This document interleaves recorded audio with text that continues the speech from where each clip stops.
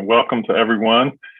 We are so glad to see you all. And as we continue our Zoom, our virtual service through this month of February, and looking forward to also transitioning back to in-person. I heard, I believe Rudy asked the question, when we do return back to in-person, are we going to continue this hybrid format? And I sure hope that we continue that commitment, because it means a lot to be able to connect to folks that are comfortable being in person, but also stay connected in community, the folks who are joining us virtually. That is a value for our congregation, inclusion of all. And so I hope that we continue to keep that front and center. But welcome you to this worship service today, this first month or first Sunday of February. And we are starting a month-long celebration and recognition of Black History Month. And so this is a chance for us in our service today to highlight this emphasis and call us together to celebrate Black history and come up with some ideas and activities of ways that it can shape us, but also that we can shape the culture around us by engaging this particular month in the emphasis. So thank you for being here for this service today. And thank Mark Drews, who created these beautiful slides that you're going to see that continue to help us focus on Black history, for Anna, who is bringing us music today that she will share some about, for Phil for hosting this service, and everyone on the worship committee, and Richard, who makes this possible. So thank you for making all of this work today for our service. I'm going to turn it over to Anna for our prelude. I'm so excited this morning to introduce our Bill Moody Performance Fund guest musician, Dr. Aaron Matthews. He's with his own congregation in New Orleans this morning, so isn't on the Zoom with us, but he has shared some wonderful recordings for us to enjoy in the service today. Dr. Matthews is an assistant professor of piano and artist in residence at Xavier University of Louisiana. He's a graduate in piano pedagogy from USC here in Columbia, and also has degrees from Georgia State University and Morehouse College. He has performed extensively as a solo and collaborative pianist in Italy, South Africa, the Bahamas, and in the United States. Dr. Matthews has a special research area of the history of African and African American music, and has presented numerous performances and lectures. All the music in today's service will feature African American composers and songwriters. We move into our prelude, Summerland by William Grant Still. William Grant Still is an American composer who studied at Oberlin and a conductor. He was the first African American to conduct a professional symphony orchestra in the US in 1936 with the Los Angeles Philharmonic. Our prelude is William Grant Still's Summerland.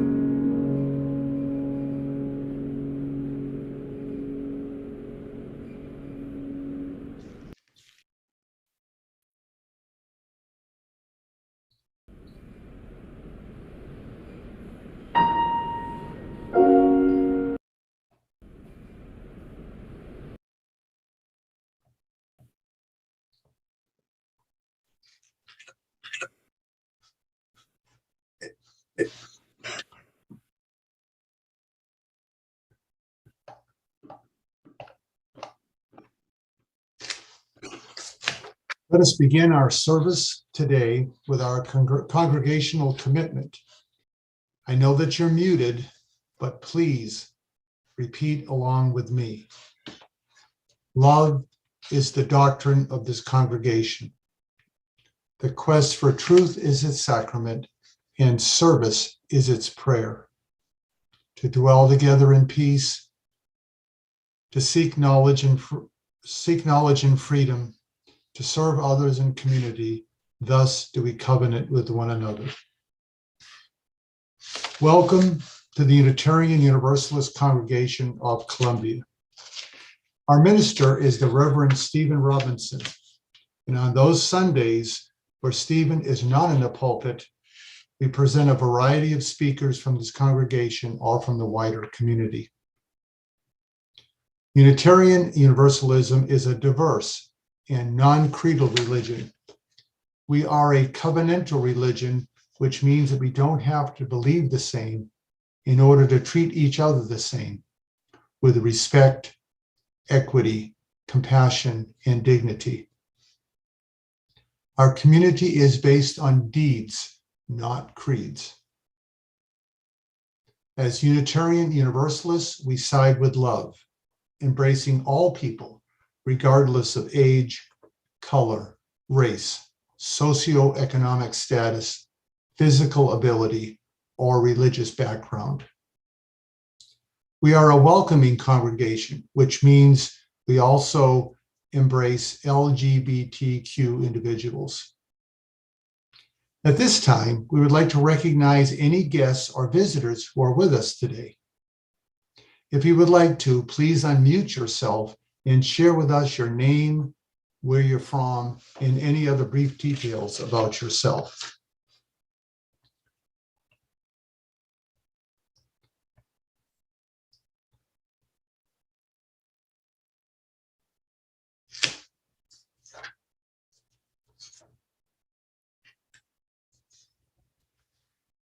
Okay. Hearing none, upon completion of the service, we will remain online in some breakout rooms to allow our members and friends to engage in some social time. Thank you for joining our service. I am the chalice lighter today.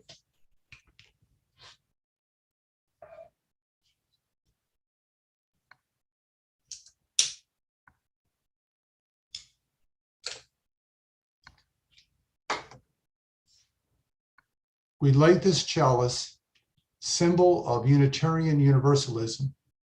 Its base represents our history and living tradition. The bowl includes all truth seekers and justice makers, and the flame provides the transformative power of love. Spirit of light and life, come unto us.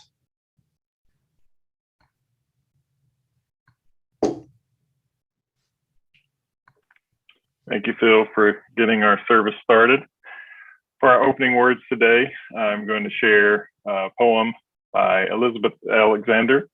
It's entitled Praise Song for a Day.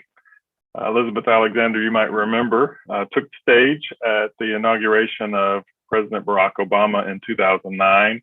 So 13 years ago, she shared this poem.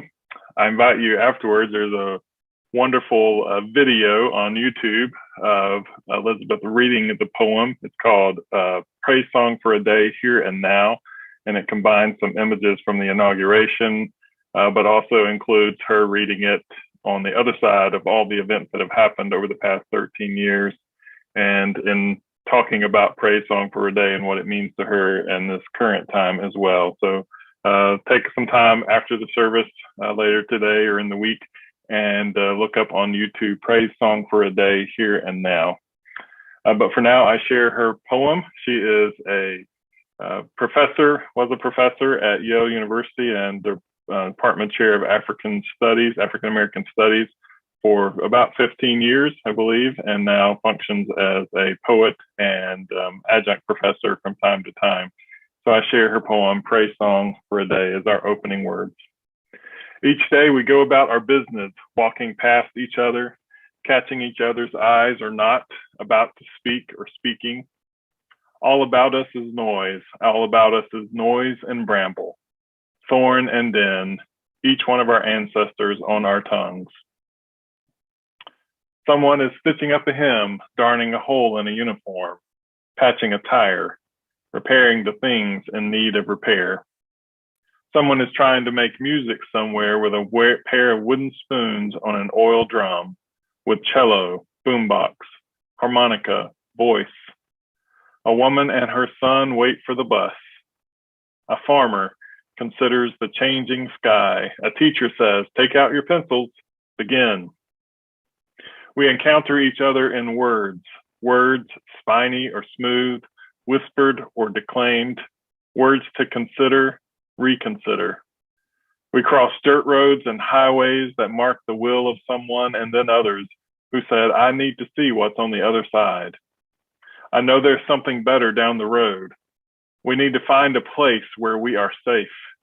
We walk into that which we cannot yet see. Say it plain, that many have died for this day. Sing the names of the dead who brought us here, who laid the train tracks, raised the bridges, picked the cotton and the lettuce, built brick by brick the glittering edifices they would then keep clean and work inside of. Praise song for struggle, praise song for the day, praise song for every hand-lettered sign, the figuring it out at kitchen tables. Some live by love thy neighbor as thyself. Others by first do no harm or take no more than you need. What if the mightiest word is love? Love beyond marital, filial, national, love that casts a widening pool of light. Love with no need to preempt grievance. In today's sharp sparkle, this winter air, anything can be made, any sentence begun. On the brink, on the brim, on the cusp. Praise song for walking forward in that light.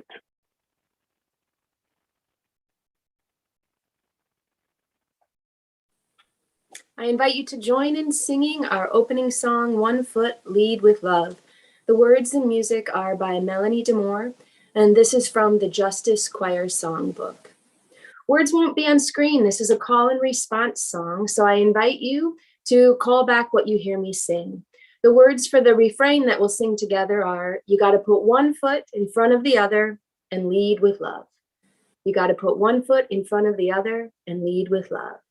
You can clap along as well.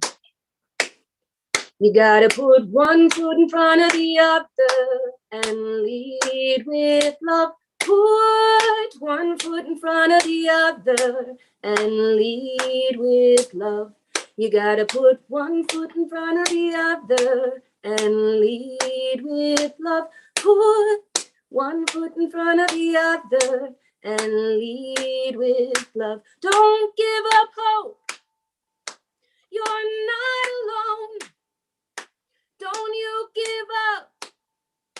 Keep moving on.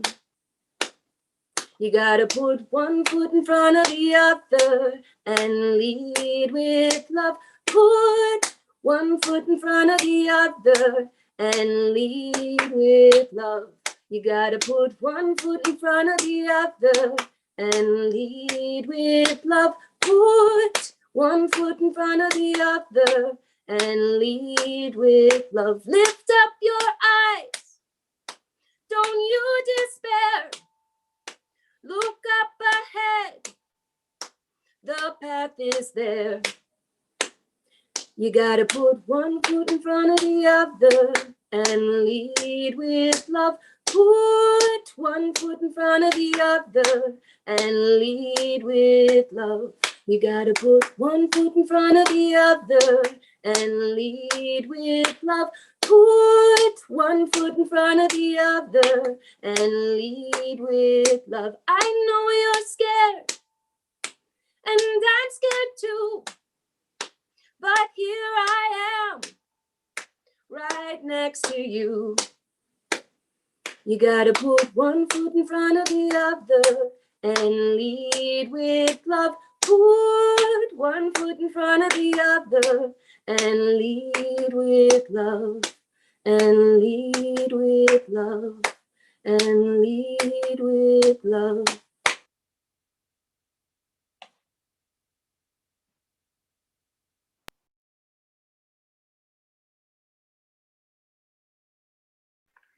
Thank you so much, Anna. So at this time in our service, we put one foot in front of the other and lead with love into our time of sharing Candles for Community, which is a chance for us as a community to love each other, to hold each other, to share our celebrations, and to share our concerns in this space. So today we have two candles to light. We light a candle for the family of Janice Klein, her son Miles, and her father Warren Gooch. They all have had COVID recently. We are grateful that Miles and Warren are both recovering well, and send healing thoughts and hopes to Janice, who is still struggling. And then we also light a candle for the families and friends of 332,000 people who have tested positive over the past 4 weeks in South Carolina, as the numbers are starting to come down as far as infection rates, but deaths are continuing to climb, which is pretty normal for the pandemic that we're in. And of course, almost 1 million deaths in the US alone. And our final candle that we light is for those silent concerns that we bring into this place, people that we are remembering and holding, and things that we are holding in our own lives that we want to share in this community, even if we don't share it out loud. I invite you to just a moment of silence to take some deep breaths and feel connected to everyone around you.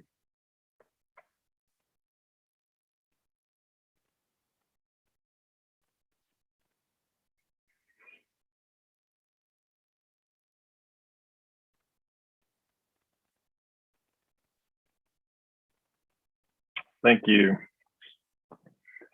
Just a reminder for you that if you know someone who is in need of support, please don't hesitate to reach out to the Caring Committee, and you can do that by emailing caringchair@uucolumbia.org.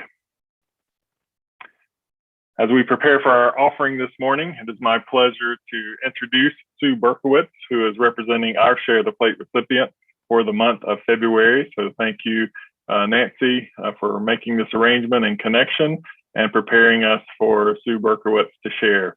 So at this time, I'm going to let Sue share a little bit about the good work of the Appleseed Legal Justice Center. Thank you so much. First of all, thank you for the support. Oh, I'm sorry, my cat is deciding to get into the screen with me. Thank you so much for the support that you all provide to South Carolina Appleseed Legal Justice Center. But more importantly, thank you so much for all that you do in the community and for our state of South Carolina. As many of you know, we do provide advocacy and legal work for low wealth people in our state and work on issues as widespread as criminal justice reform, consumer protection, access to health care and benefits, immigration reform. We do it both on a state level and we do it on a national level with our national partners. But most important part about it is that we don't do it alone, that we do it with people in the community, one, by hearing from those that are impacted and that are coming to us for our expertise and assistance, but also with folks like you who are in the community, because our voices shared together make a huge difference. And I wanted to mention something else that I am personally participating in that I hope that, and I'm sure that the congregation's already heard about this, but I am participating on the provisional board for the South Carolina UU Justice Alliance that Reverend Pippin Whitaker and others are starting. And I'm very, very excited about the whole networking, all the UUs around the state and giving people an opportunity to have a voice together. But more importantly, the shared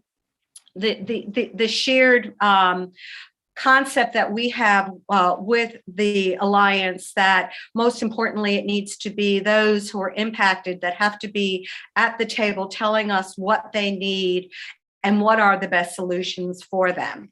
And I am really excited and proud to be a part of that, and excited and proud to be with you, and one day hope to see everybody in person again, because I know it has been such an isolating time, but you all have kept yourselves together and with each other, and I so admire that. Thank you so much, Sue. And if you would like to donate to Share the Plate and to the Appleseed Justice Center, you can do that by going onto our website and clicking the donate button for Share the Plate. You can also send a resources to our physical address as well, and all of that is provided for you on our website. Anna's going to introduce our offertory song. Our offertory selection today is Nocturne by Jeremy Ajani Jordan.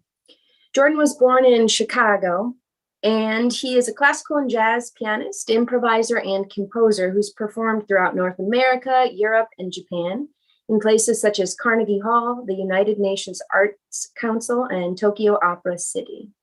He studied at Juilliard and was the winner of the 2006 Steinway Concerto competition.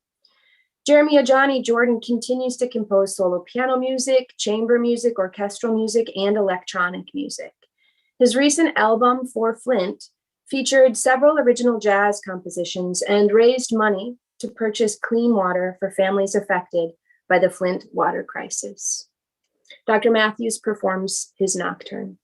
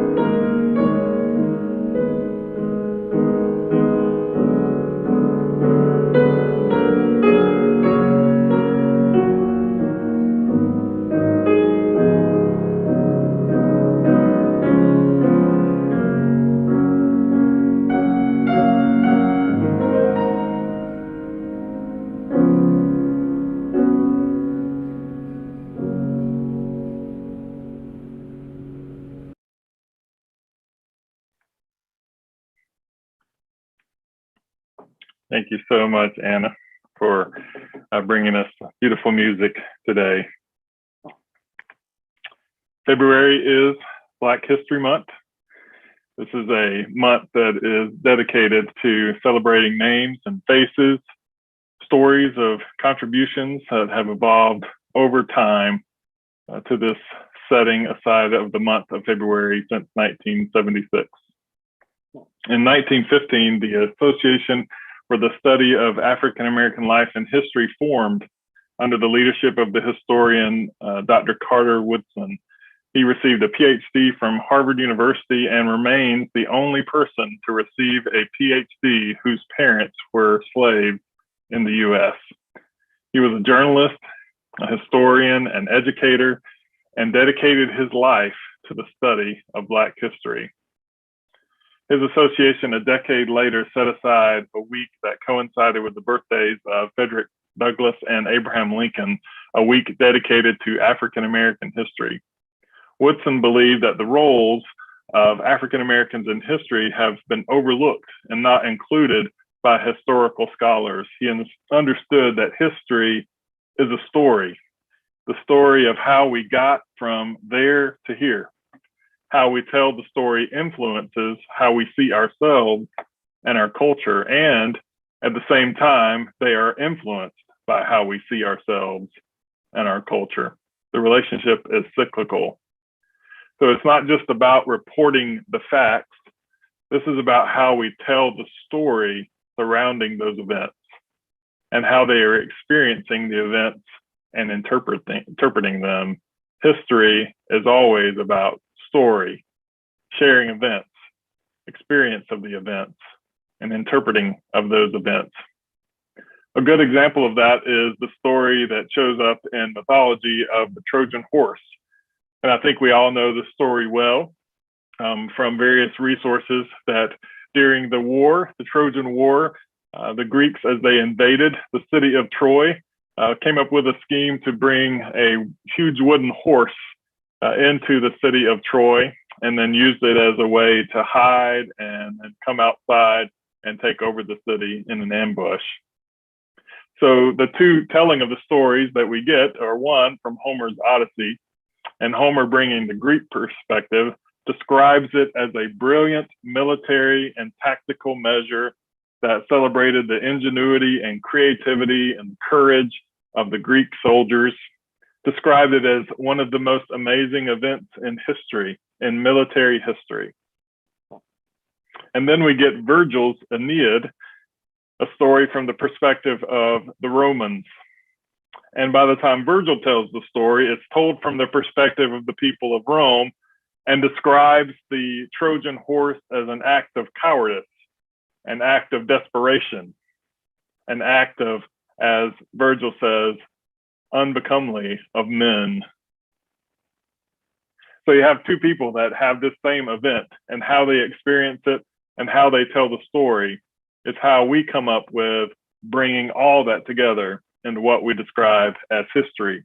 So history is always dependent on who's telling the story.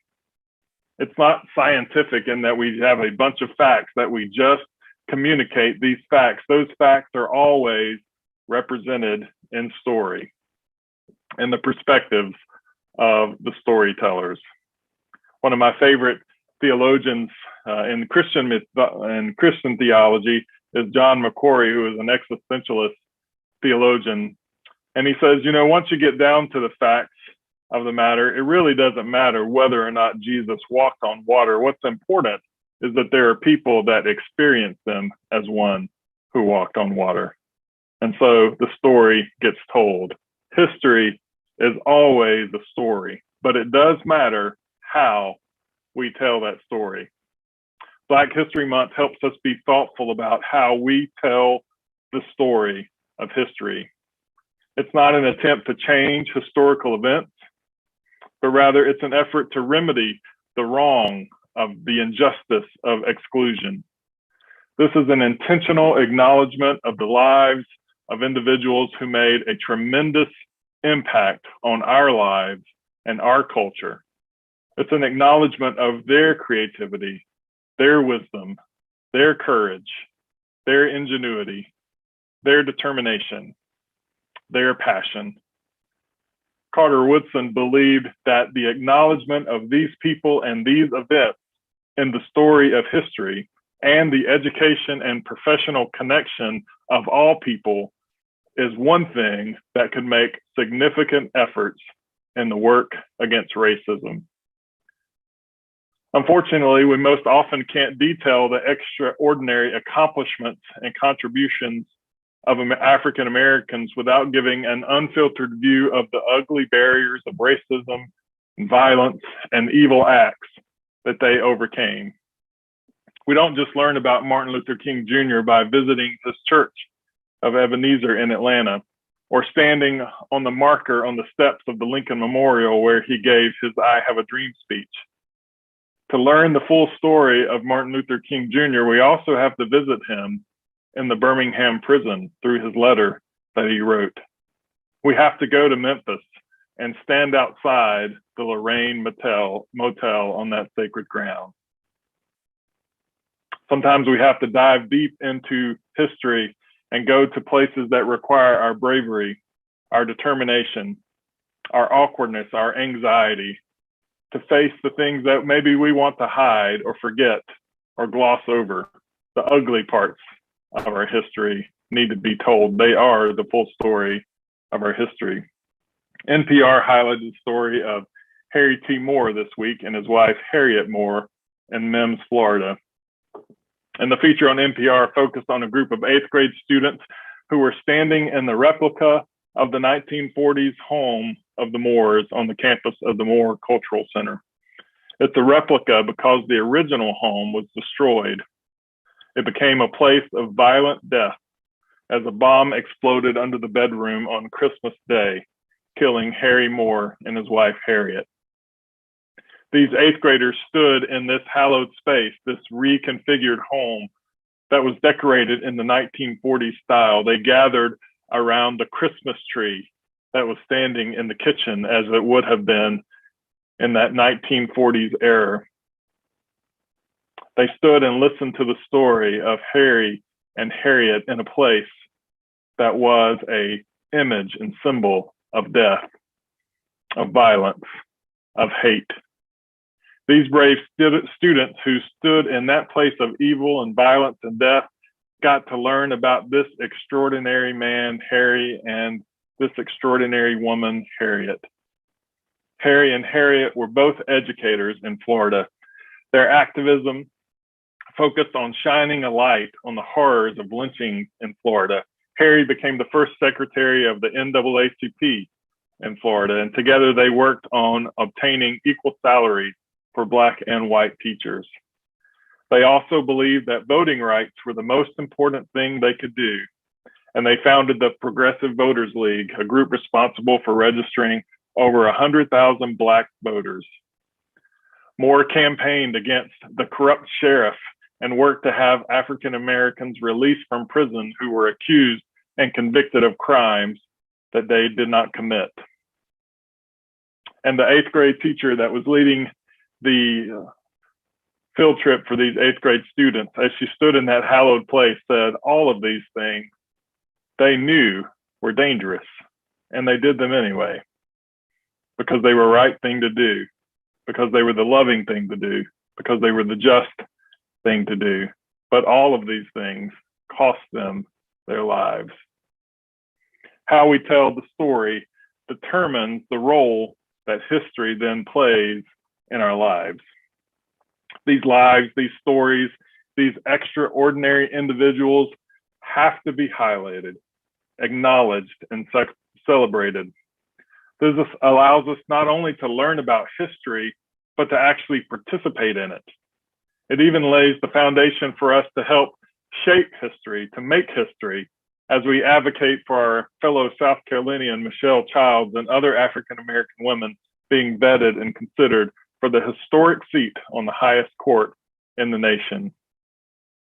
So Black History Month is all about how we tell our story and how that story grows a deeper understanding of our past and then can transform our future.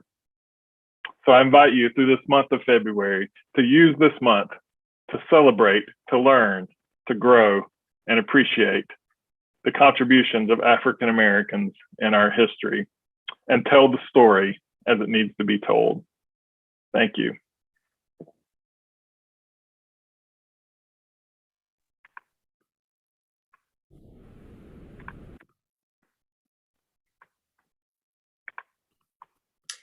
Our closing music today is Troubled Water by Margaret Bonds.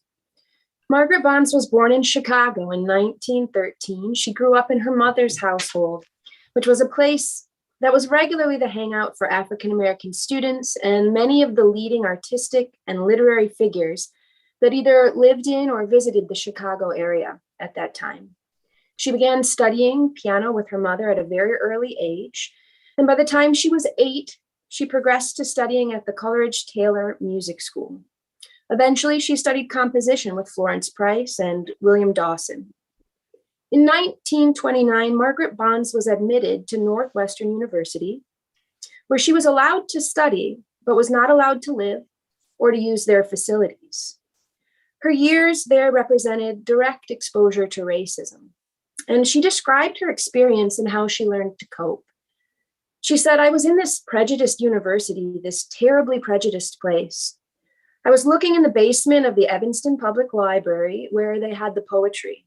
I came in contact with this wonderful poem, The Negro Speaks of Rivers, and I'm sure it helped my feelings of security, because in the poem, Langston Hughes tells how great the Black man is, and if I had any misgivings, which I would have to have, here you are in a setup where the restaurants won't serve you, and you're going to college, you're sacrificing, trying to get through school, and I know that poem helped save me."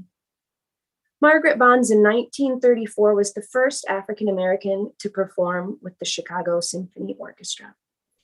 Today, we'll hear Dr. Matthews performing the piece Troubled Water from her Spiritual Suite set. And you'll hear in this composition melodic fragments from the spiritual Wade in the Water.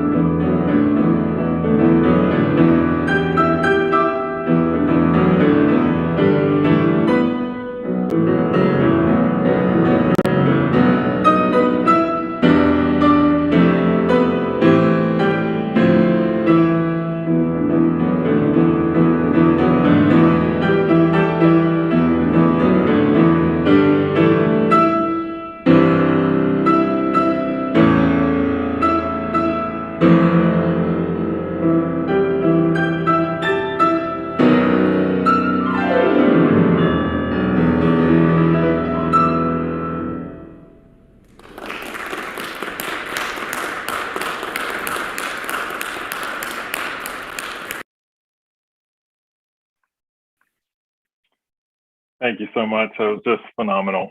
Really appreciate all of that music today, Anna. So Phil holds our chalice.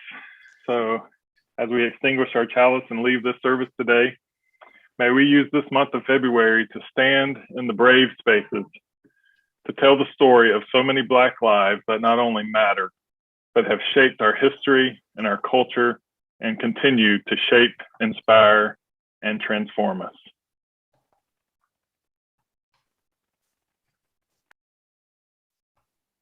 I invite you to join me in singing our congregational benediction by Sharon Matchett. May the blessings of truth be upon us. May the power of love direct us. And may the peace of this community sustain us. Till we meet again.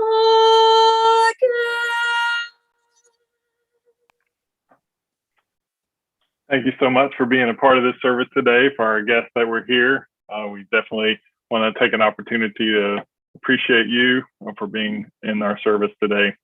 We will have an opportunity in just a few minutes to go to breakout rooms to give you some time to socialize and connect with each other as we enjoy doing. A little quick reminder of next week is our celebration of love as we wrap up the 30 Days of Love emphasis that we started back in January. So you will have an opportunity as individuals and as families to work on decorating a heart for next week's service. This is going to be a virtual participating service where you actually get involved and not just listen to folks on the screen, but you actually are engaged in presenting. So I invite you to decorate a heart, either as an individual or as a family, and be prepared to share and think about the questions on the heart that we're going to bring to the service next week is one, what does love mean to you? But also, what have you learned about love through the emphasis over the past 30 days? And then how do you put love into action? And so we will have a chance to share that as a congregation together next week in a heart communion for our February 13th service. And then, of course, we look forward to Jessica Cross leading us in impatience and helplessness. And we will patiently wait for that Sunday service to come and the Buddhist perspective that Dr. Cross provides. Lots of things to look forward to as we continue our month of worship together.